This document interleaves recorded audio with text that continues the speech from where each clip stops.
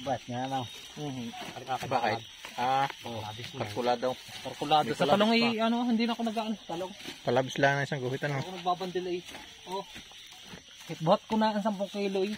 Ang dami. Oh, tara ko mang timbang. Oh, magpagak ka yun. Sidak ka rin. Ang gaganda. Ito mo naman kay baborod man.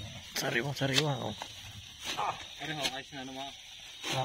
Labis ko na kaya pagka Yan pala yan, asya. Oh, ay ko magbalik ko magtali yan. Parang hindi na pinili ano. Pili na wala. Magulang na rin. Wala mo yakig. Panay bahid pa. Mahal pala dadalhin. Ba't hapon na yata ito mamay? May kukuha tayo. May kukuha pala. May pipick up. Are ano na.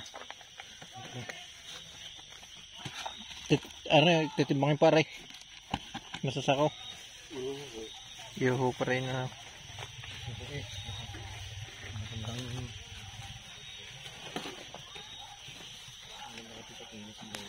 Dati may tinik. Nakakasundot ng kamay. Kamay. Pero mas masarap daw yung tinik. Ano lasa na? Again din mo pares na. Pares naman lasa no? Tinalupan. Basta nila nung nilagang ano sa baboy. Pagkain, Wala na kasama na pati balat. Pagayaw. Ayos din. Ay, sino mo yung imura? Ay, lulutuin. Kasamang balat. Nilaga. Magmura lang. Huwag ka magulang taa. Pero masarap na luto niya yung ano, sinugaok. May paminta. May luya.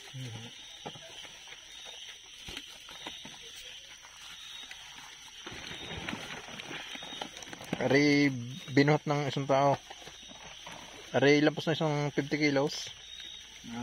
50. Mga. Guwarang mabigat yan. Parang pakabigat ito eh. Parang itong bubuhat ng ano. Parang yung guwan matubig. Yung dami.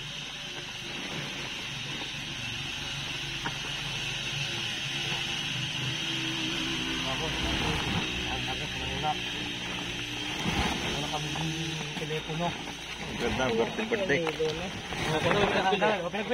Napakain pala ng utang ay.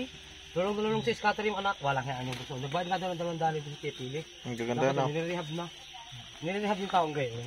Parang ang palya yung isa. Grabe yun. Yung kay yung kay Boy. Ay, bird na ni Joy. Kulang pa.